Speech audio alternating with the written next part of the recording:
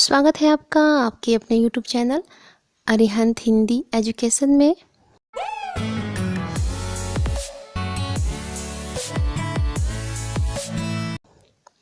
यदि आप मेरे चैनल पे नए हैं तो प्लीज़ मेरे वीडियो को सब्सक्राइब करें, लाइक करें, शेयर करें और कमेंट्स भी करें।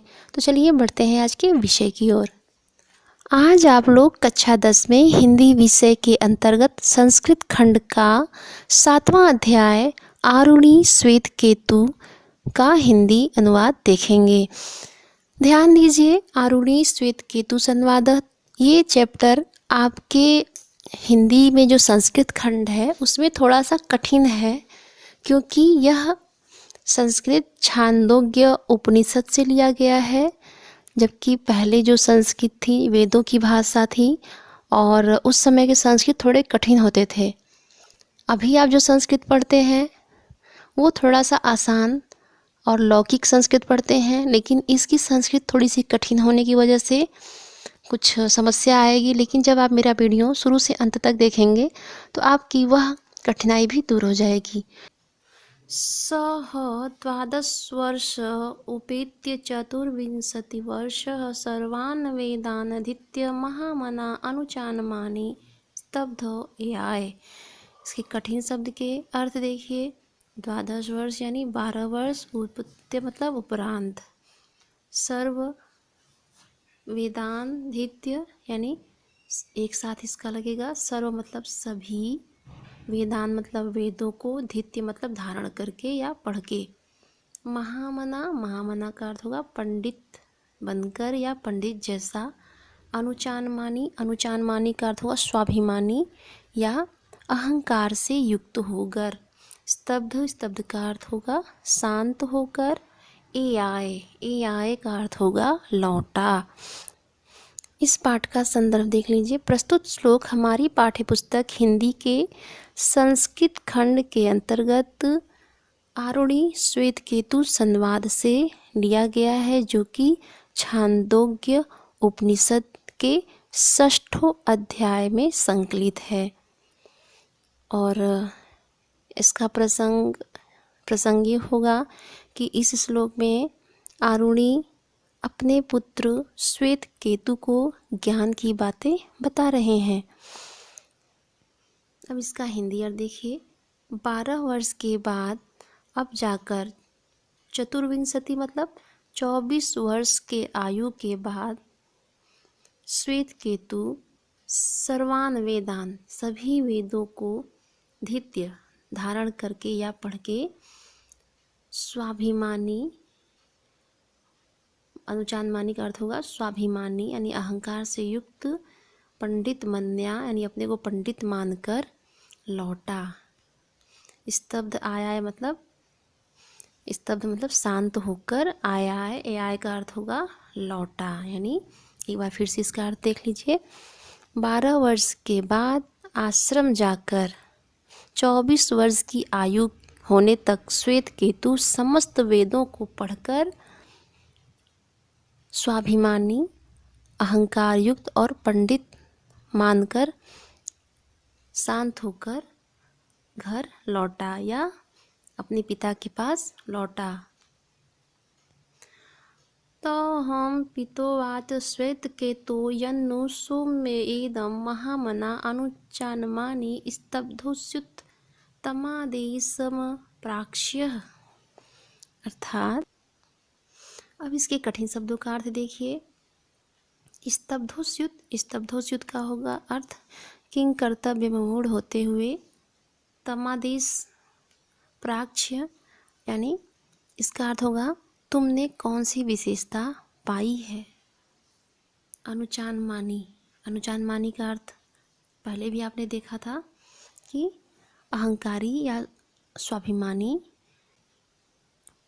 इस श्लोक में उनके पिता पूछ रहे हैं, हे श्वेत केतु अर्थात हे सौम्य, तुम जो इस तरह से अभिमान युक्त हो गए हो, तुमने वहाँ कौन सी विशेषता पाई, यानी क्या तुमने वहाँ सीखा, ऐसा क्या सीखा तुमने जो तुम्हें इतना अभिमान हो गया।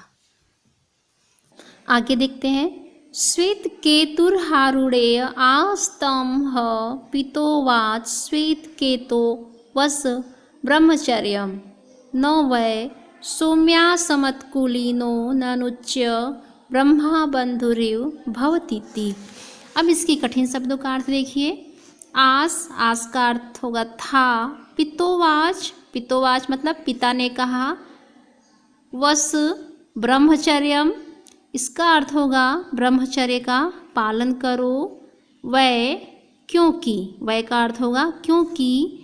कुलीनो ननुच्य, इसका अर्थ होगा कुल या परिवार में ऐसा कोई नहीं हुआ।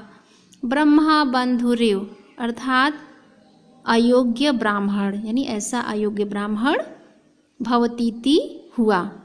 अब इसका हिंदी अर्थ देखेंगे। श्वेतकेतु हारूणेय, आरूणेय मतलब आरूणी, यानी आरूणी का पुत्र श्वेतकेतु था। उससे एक बार पिता ने कहा, हे श्वेतकेतु, तुम ब्रह्मचर्य का पालन करो, क्योंकि हमारे कुल में ऐसा कोई व्यक्ति नहीं हुआ जो ब्रह्मबंधु के समान न लगता हो। ब्रह्मबंधु मतलब अयोग्य ब्राह्मण, यानी जो अयोग्य ब्राह्मण हो। एक बार फिर से देखिए कि जब पिता ने श्वेतकेतु से कहा कि हे श्वेतकेतु, तुम ब्रह्मचर्य का पालन करो। क्यों?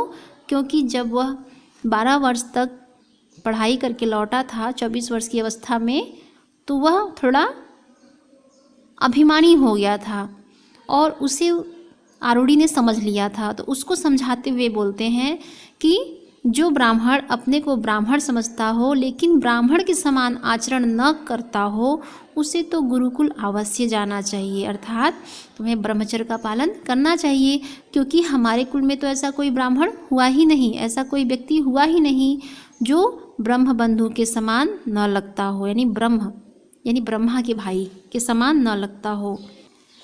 ये न श्रुतं श्रुतं भवतत्यमतं मतं विज्ञातं विज्ञातमिति कथम नु भगवस आदेशो भवतीति। ये न श्रुतम अर्थात जो सुना न गया हो ऐसा पदार्थ, और अविज्ञातम मतलब जो ज्ञात न हुआ हो। कथम नु भगवः अर्थात क्या आपने पूछा है। अब इसका अर्थ देखिए। हे श्वेतकेतु, तुम जो इस तरह अभिमान से युक्त हो, यानी आरूढ़ी ने आगे कहा श्वेतकेतु से कि हे श्वेतकेतु, जो तुम इस तरह अभिमान से युक्त हो, तुमने ऐसी कौन सी विशेषता पाई है, यानी क्या तुम विज्ञात मिति यानी जानते हो ऐसा कौन सा पदार्थ है जिसे समझ लेने पर अश्रुत का भी ज्ञान हो जाता है, अनिश्चित भी निश्चित हो जाता है और अविज्ञात भी ज्ञात हो जाता है। क्या तुमने गुरु से पूछा है। यानी आरूढ़ी जब अपने बेटे का उदंडता भरा व्यवहार देखते हैं तो वह उनसे यही पूछते हैं कि तुमने ऐसी कौन सी विशेषता वहाँ पाई, तुम इतने साल तक वहाँ शिक्षा प्राप्त किए हो, तुम्हारे अंदर ऐसा कौन सा गुण आ गया है, क्या तुम जानते हो कि ऐसा कौन सा वो पदार्थ है, ऐसी कौन सी वस्तु है जिसे समझ लेने पर अश्रुत का भी ज्ञान हो जाता है, अनिश्चित भी निश्चित हो जाता है और अविज्ञात भी ज्ञात हो जाता है। क्या कभी तुमने अपने गुरु से ये बातें पूछी हैं। आगे देखते हैं। न वै नूनम भगवन्तस्त एतदवेदि सूर्यध्येतदवेदिष्यन् कथम मे नावच्छन्यदिति भगवास्तवेव मे तद्ब्रवीत्विति तथा सौम्येति हुवाच। न वै नूनम का अर्थ होगा ऐसा कहे जाने पर, भगवंत स्तवेव अर्थात ऐसा कहे जाने पर आप ही मेरे, इसका अर्थ होगा आप ही मेरे, यानी पिता के द्वारा ऐसा कहा जाने पर श्वेतकेतु ने कहा। भगवत स्तुता मतलब आप ही मेरे पूजनीय गुरुजी हैं, जिसने उसे इस प्रकार से आत्मबोध कराया। अर्थात जब उनके पिता ने कहा कि ऐसा कौन सा वस्तु है जिसकी विशेषता के बारे में तुमने जाना, तो ऐसा जब सुनता है श्वेतकेतु तो वो बोलता है कि आप ही मेरे पूजनीय गुरुजी हैं, जिसने उसे इस प्रकार का आत्मबोध कराया। आगे देखते हैं। यथा सौम्यकेन नख निकृन्तनेन सर्वं कार्षणायसं विज्ञात स्याद्वाचारम्भणं विकारो नामधेयं कृष्णायसमित्य एव सत्यमेव सौम्य स आदेशो भवतीति। भवतीति का अर्थ होता है। नख निकृन्तनेन का अर्थ होगा नाखून काटने का यंत्र, या जिसे आप लोग बोलते हैं नेल कटर। और कार्षणा यशम, इसका अर्थ होगा काले लोहे से या कांसे का। तो इसका अर्थ देखिए। पिता आरुणि ने आगे कहा, हे श्वेतकेतु, जिस प्रकार नाखून काटने का यंत्र अर्थात नेल कटर को देखकर उसके कांसे से बने होने का आभास नहीं किया जा सकता, विज्ञात मतलब जिसे आभास न किया जा सके, किंतु उसके वास्तव में कांसे का बना होता है। अर्थात पिता कह रहे हैं कि जिस प्रकार नील कटर को या नहन्ने को देखकर उसके कांसे द्वारा बने होने का आभास नहीं किया जा सकता है, किंतु वास्तव में वह कांसे का ही बना होता है। अर्थात नील कटर में कांसा है, यही सत्य है। यानी नील कटर मतलब इसको नहन्ना भी बोलते हैं, या नाखून काटने के यंत्र में कांसा ही है, यही सत्य है। आगे देखिए। यथा सौम्यकेन लोहमणिना सर्वं लोहमयं विज्ञात स्याद्वाचारम्भणं विकारो नामधेयं लोहमित्येव सत्यम। यथा मतलब जैसे। लोहमणिना का अर्थ होगा चुंबक। लोहमयम का अर्थ होगा लौहत्व। नामधेयम का अर्थ होगा नाम मात्र।